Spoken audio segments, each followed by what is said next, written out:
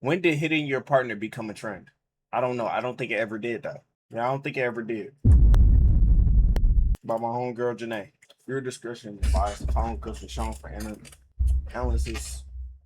Beating on men, putting your hands on men. Y'all really think that that's funny? A lot of y'all ain't been beat back.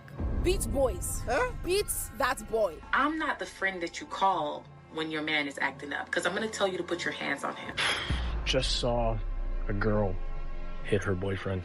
It's hard watching others live your dream. I don't know who needs to hear this, but sometimes a man does need to be beat. 2020. Come on, bro. Let's lock in with life. I don't like when women hit me because I can't hit them back. Like, I love my girlfriend to death, but if she ever chin check me, I'm Mortal Kombat uppercutting her because she hit me first. 6 men, we get beat. The way a lot I don't hit women, I hit threats. of y'all is normalizing domestic violence is really scary to me. One of the worst things that can happen in a relationship is surprise a little being slap is repackaged cool, and resurfacing on the internet talking as about beating is something, crazy. I kid you not, #relatable, #funny, and #trending. Yes, domestic violence is trending on social media, and I wish I could say it was because we fast forwarded to October and it was Domestic Violence Awareness Month, but no, we are currently in the time where people are loudly and proudly coming online and taking a stand. And it be the littlest petite motherfuckers be hitting you. Like, I won't throw your ass like a fucking frisbee across this room. Like, I won't take you from the end of this football field and yerk you across like you a football to the other side, to the goal field. Yerk you all around this motherfucker. For it. Beat men. A lot of men are very audacious. Because they don't get beaten enough.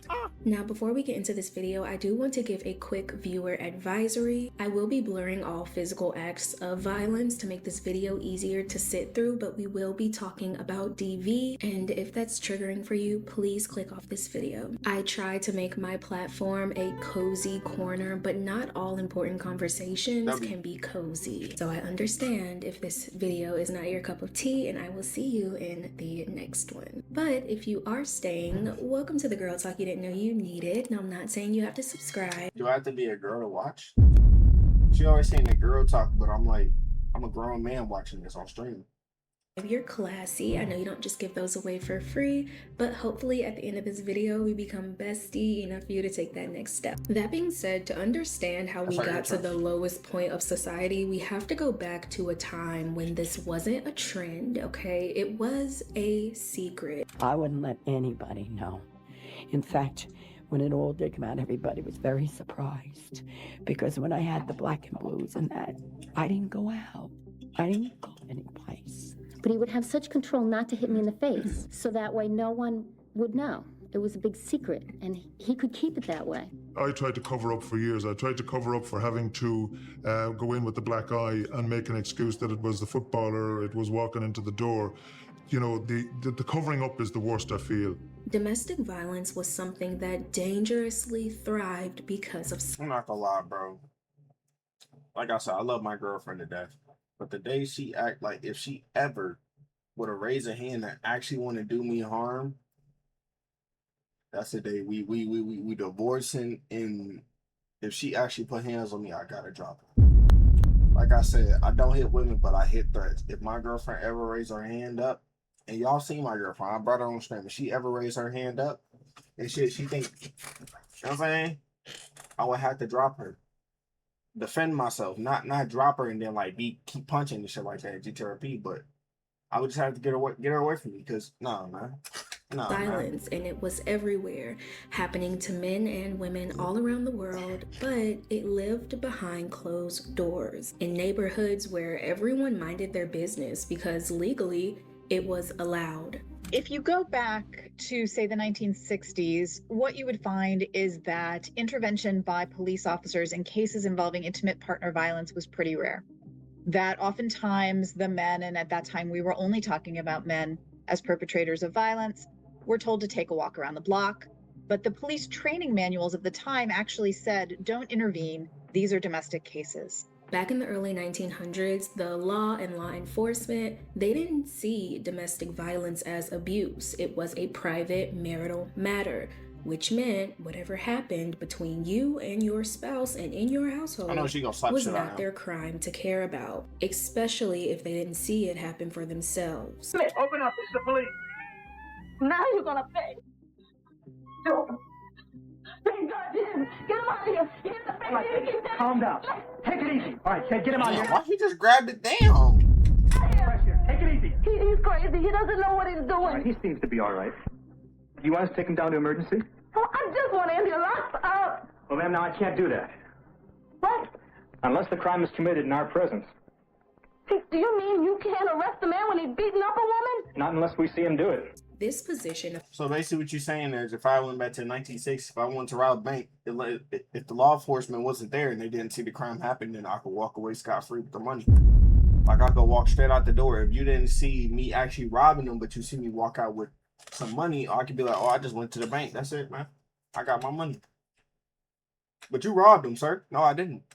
Power the you didn't see nothing happen was because he was the head of the household, and back in that era, being the head of the house, making all the money, and basically owning all legal rights to your wife. Because let's not forget, women weren't considered independent individuals until the 1970s. That means while the police enforce no laws, the aggressor could enforce anything on their family. A husband is kind of king of the household. He is the person with legal rights. And then societal attitudes and also often police procedures that turned a blind eye towards domestic violence. You know, many people would say, well, you know, you need to stay with your husband. Well, what are you doing to provoke this? You know, ministers might have this attitude, neighbors. Domestic abuse, you know, it's a family matter. So what did a lot of women do? Well, a lot of them tried to leave, of course, but with no support from the system and nowhere else to run. And then on top of that, they probably had babies and children. That factor was held over their heads at any mention of walking out that door. You don't want me to go to school, do you? I want you to stay at home where you belong.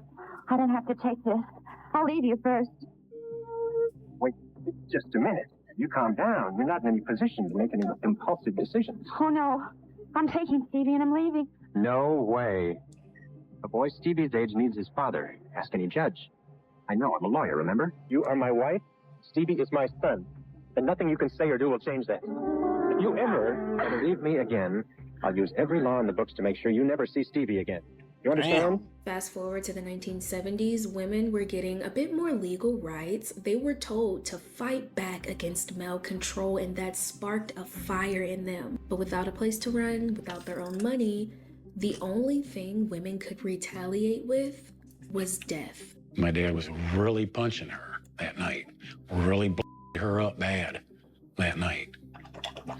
And my mom decided she'd had enough. She put us in the car, went back in the house, came back out in a rush, crying.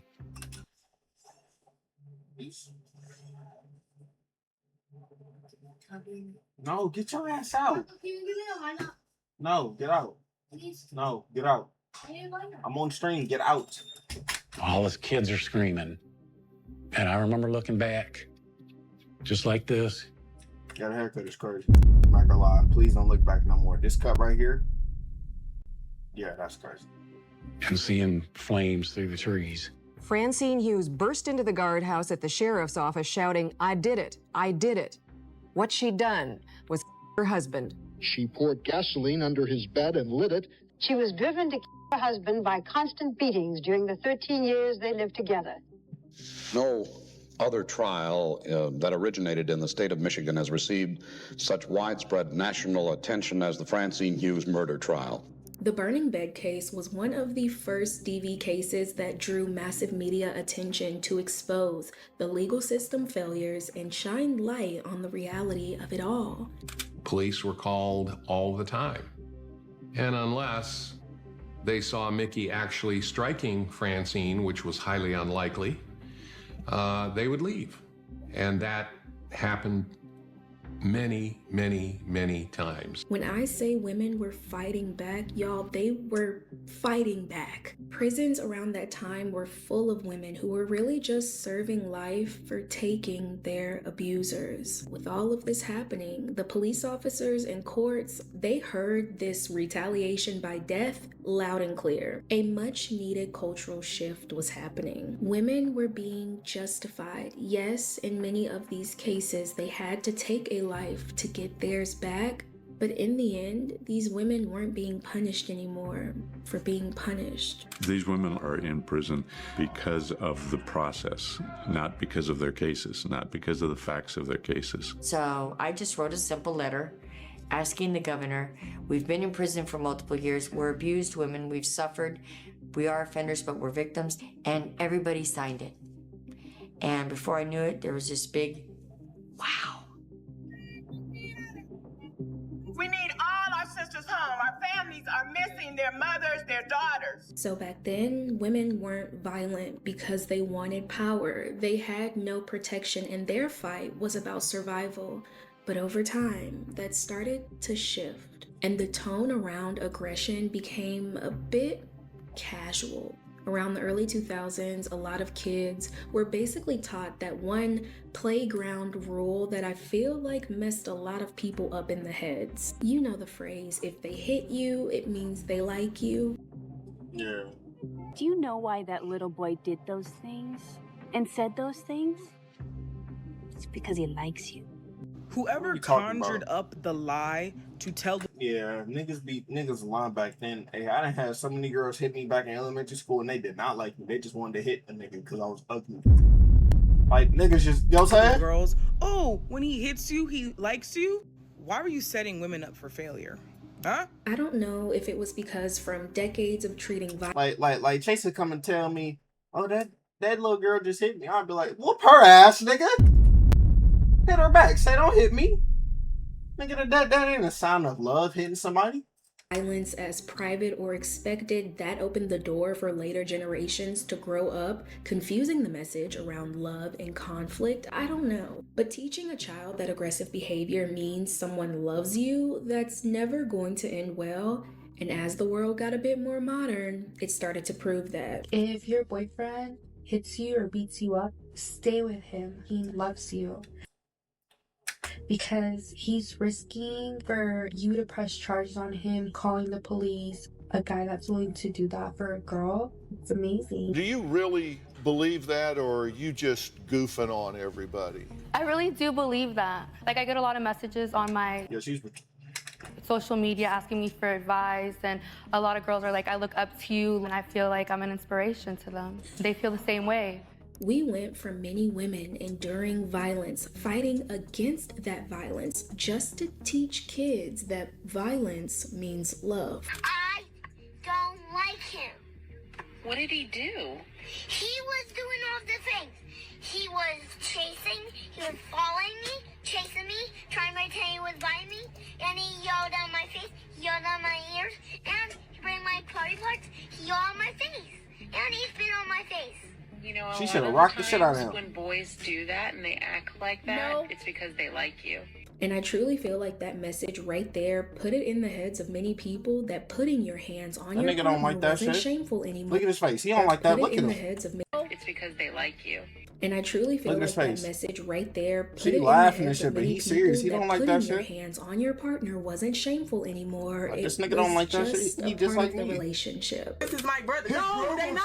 Because I'm not. What are you talking about? It's not You a about whole you. different- It is because you my fuck you talking about. It's not about you. So watch your mouth.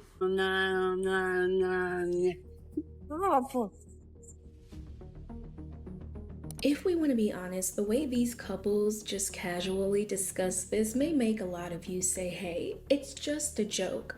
But where did we get to this point? You know you don't have to slap your boyfriend to be a exciting girlfriend. You can just give me a kiss on the forehead, or like give me a kiss and shit, or like rub on my arm, or like buy me a Lego set, or buy me GTA 6. You don't have to do all this other bullshit. You don't have to hit me to let me know that you love me. You just say, hey baby, I love you. Randomly. In a relationship where this is a joke. Y'all talk so much shit, And now I understand why men used to come home and beat their wives. I understand now. I'm starting to understand that. I really am.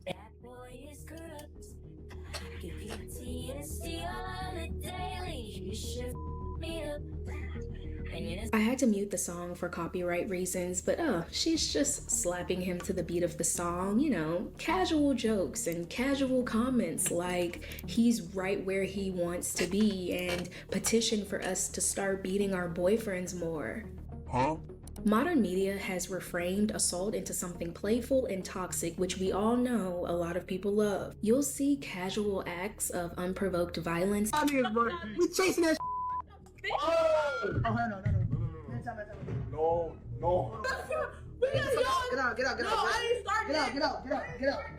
And that alone has made a That's lot what of I'm saying. people Get out, bro. You swing on me, desensitized get your to ass it. out. And obviously so, because there's even a trend for the perpetrators to just come online and proudly admit to something they should not take pride in. What do the women that beat men look like? I hear so much about them, but what do they look like so I know how to avoid them? You feel what I'm saying? What do the women that beat men look like? Hey, how you doing? My name is Brittany Monique. I ain't confessing the but you know what's going on. I'm gonna say something that you're probably gonna have to wrap your head around, and you may not agree and you may not like the sound of it, but just hear me out. Y'all remember earlier when we talked about that much needed cultural shift, when women had no other option but to fight back and the justice system finally started listening? Well, once that shift made fighting back more justified, over time, the look of fighting back started looking different, especially online. It seemed like some people started branding hitting men as empowerment. Almost like, yes, take the power back, but go ahead and knock that man out in the process. So I've recently started a business where I beat men. So you are in a violent relationship. This boyfriend is trying to scam you. You're confused about him. He's cheating on you. He's beating you up. Wake me up at midnight to beat a man. Please, give me the opportunity. So I have a goal. In all this, I have a goal. I want to be able to beat at least 1,000 men by 2027. Do you understand? I'm literally going to punish men for sure.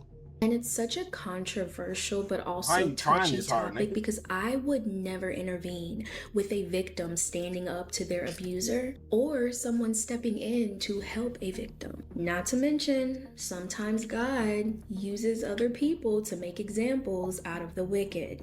But what we're seeing online, that's not justice. I don't understand how that's justice. This push to fight back is sending the wrong message to people who were never in danger to begin with. And all of a sudden, we're supposed to beat men just because they disrespected us. Beat him. Put your hands on him.